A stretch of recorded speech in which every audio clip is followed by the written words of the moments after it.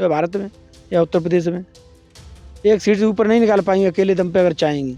रावण जी को अपना चुन लिया है, उनके साथ अखिलेश जी के साथ आएंगे दलित, उनको निसंदेह। इस वक्त हम मौजूद हैं मैनपुरी के भोगांव विधानसभा क्षेत्र के पूरनपुर गांव में। वैसे तो ये यादव बाहुल गांव है, लेकिन इसमें दलितों की भी अच्छी खासी आबादी है। हमारे साथ हैं पूरनपुर के ही कुछ ग्रामीण, आइए उनसे ही जानते हैं कि क्या नाम है सर आपका? जी, राहुल प्रधान, पूरनपुर, ब्लॉक बेवर, जनपद मैनपुरी। राहुल जी, मायावती जी का जो कल बयान आया है कि वो अकेले किसी गठबंधन में नहीं जाएंगी, अकेले चुनाव लड़ेंगी, इसका क्या इफेक्ट पड़ेगा? इफेक्ट ये पड़ेगा, पहले भी उन्होंने कहा था नंबर 1 पे एक सीट मिल जाएगी पूरे जो है भारत में या उत्तर प्रदेश में। एक सीट से ऊपर नहीं निकाल पाएंगे अकेले दम पे अगर चाहेंगी। यहाँ पे अंबेडकर जी की बनाई हुई धाराएं नष्ट हो रही हैं। यहाँ संविधान को खत्म करने पे भाजपा के लोग लगे हुए हैं। यहाँ मायावती जी अकेले की बात करती हैं, ये न कहें भाजपा से मिल गई हैं। भाजपा से मिल गई? बिल्कुल, संदेह नहीं है इसमें। क्योंकि अगर पुराना रिकॉर्ड देखा जाए 2014 में 0 और 2019 में गठबंधन से 10 सीटें। पता नहीं वो कहाँ से बोल रही हैं और किस दम पे बोल रही हैं, एकदम अकेले की बात करती हैं। सही बात यह है कि भाजपा से मिली हुई हैं और जो है दलितों को बिल्कुल कोई सहारा नहीं है। दलितों ने तो जो है रावण जी को अपना चुन लिया है, उनके साथ अखिलेश जी के साथ आएंगे दलित, उनको निसंदेह। दम या दबाव? ऐसा है, दलितों को ये कोई सहारा नहीं मिल रहा है तो उन्हें तो कोई अपना आदमी चाहिए। और चंद्रशेखर रावण जी आज उभरते हुए सितारे हैं दलितों के, और उनका सहारा लेकर के उनके साथ आकर के सब समाजवादी बन रहे हैं। सब समाज बिल्कुल। क्या नाम है आपका? सत्येंद्र सिंह यादव, सेक्टर अध्यक्ष समाजवादी पार्टी का। जी सत्येंद्र जी, ये जो बयान उनका आया अकेले लड़ेंगे, हाँ, तो अकेले तो उनकी मजबूरी है कहना कि ईडी सीढ़ी लग जाएगी, पीछे कहाँ जाएंगी। उन्हें तो मजबूरी है, बहुत बड़ी मजबूरी उनकी है। चाहे हारें या जीतें, उन्हें जेल नहीं जाना है।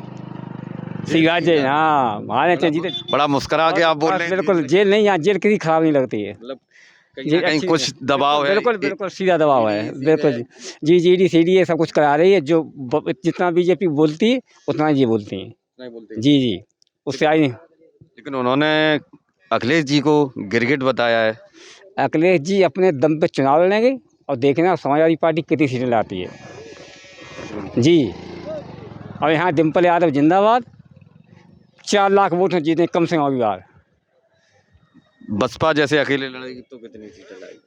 ज़्यादा ज़्यादा जीरो होगी बार, पिछली बार 10 में 0 होगी, देखना आप कुछ नहीं लाएगा। हाँ, और भी कुछ लोग हैं हमारे साथ। क्या नाम है आपका? योगेश कठेरिया।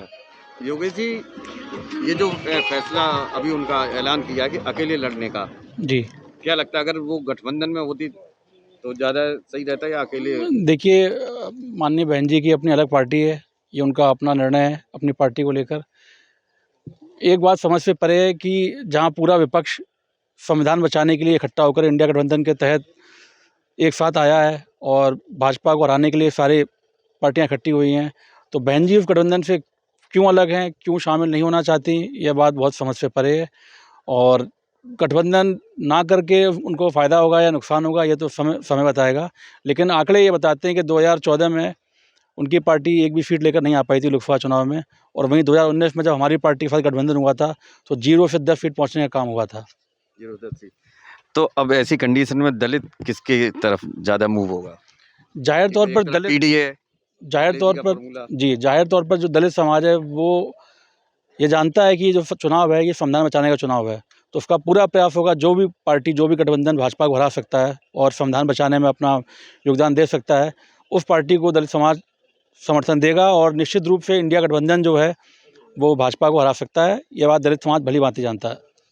अच्छा, अखिलेश जी ने कहा कि वो 22 तारीख को प्राण प्रतिष्ठा कार्यक्रम में नहीं अयोध्या में शामिल होंगे, क्या लगता है कुछ इससे फर्क पड़ेगा? नहीं, देखिए, प्राण प्रतिष्ठा कार्यक्रम है ये, उनको ट्रस्ट की तरफ से निमंत्रण पत्र आया था, उन्होंने उसको सहर्ष स्वीकार किया, आभार व्यक्त किया, और उन्होंने कहा कि इस कार्यक्रम के बाद सब परिवार मंदिर का दर्शन करने जाएंगे और भगवान का आशीर्वाद लेंगे। बाद में जाएंगे?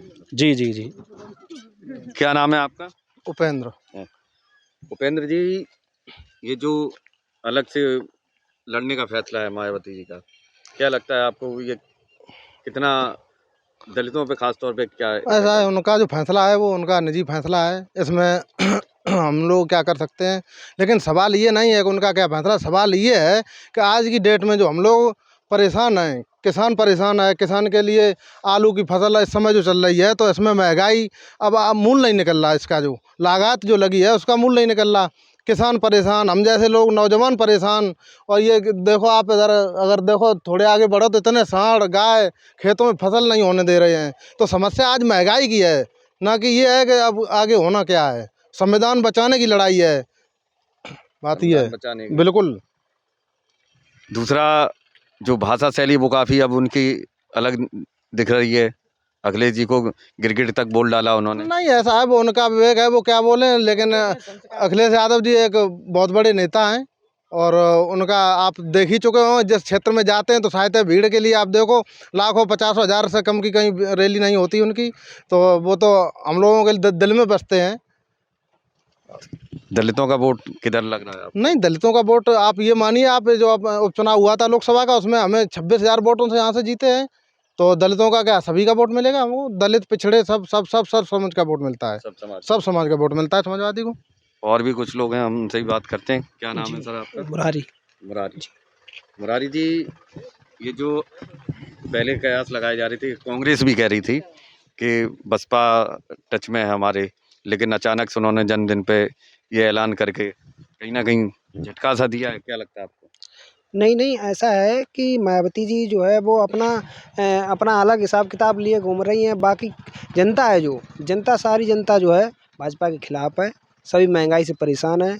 सारे लोग ये कहते हैं, परिवर्तन चाह रहे हैं कि अब जो है परिवर्तन हो जाए। परिवर्तन हो जाए। हाँ। कुछ और भी भाइयों से बात करते हैं। क्या नाम है आपका?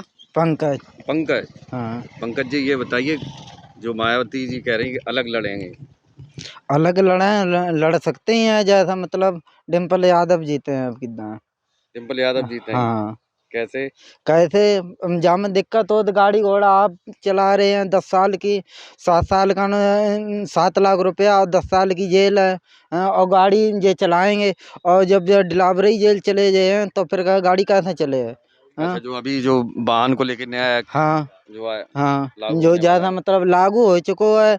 अब 10 साल जेल का ना, बीवी बच्चा का करें का, जब खेती बाड़ी है ना, हम तो गाड़ी चलाने वाले हैं। अच्छा, गाड़ी चलाने वाले। हाँ। तो अब क्या उसकी डर की वजह से गाड़ी चलाना छोड़ दिए? क्यों गाड़ी चलाने छोड़ दी है? गाड़ी तो चलाएं जो है, तो अब सो आगे देखो जे। तो हाँ? अब क्या कर रहे हो? अब का जे मजदूरी कर रहे हैं। मजदूरी करे, और ड्राइवरी का छोड़ के। और का क्या नाम है भैया आपका? सचिन जी। सचिन। सचिन जी, क्या लगता है, अगर ये गठबंधन में होती मायावती जी तो ज्यादा ठीक रहता है, या अब अकेले चुनाव लड़ेंगे? अकेले लड़ें चाहे कैसे भी लड़ें, अब की बार तो डिम्पल भाभी को वोट देना ही देना है। डिम्पल जी को। समाजवादी पार्टी जीतेगी और जीत के रहेगी। इस सरकार ने कुछ नहीं कर पाया, अब की बार सरकार पलटनी है। सरकार समाजवादी पार्टी जिंदाबाद, डिम्पल भाभी जिंदाबाद, काफी पुराने, राहुल यादव जिंदाबाद। काफी पुराने मतलब कट्टर कार्यकर्ता है समाजवादी पार्टी। अरे जैसा भी कुछ भी हो, अब की बार देखो सरकार बदलनी है। तंग हो चुके हैं सारे भाई बंधु, सारे लोग तंग हो चुके, बच्चे से लेकर बूढ़े तक सब परेशान है महंगाई की वजह से। महंगाई की वजह से। हाँ जी। तो ये थे हमारे साथ में एक समाजवादी पार्टी के समर्थक। ये गांव जो भोगांव विधानसभा में आता है, और इस गांव का एक विधानसभा का ये भी है कि समाजवादी पार्टी इस विधानसभा से लोकसभा में कभी नहीं जीती थी, लेकिन ये डिम्पल यादव के उपचुनाव में पहली बार ऐसा हुआ है कि पाँचों की पाँचों विधानसभा से समाजवादी पार्टी ने जीत हासिल की थी। पुष्पेंद्र सिंह, मैनपुरी, यूपी।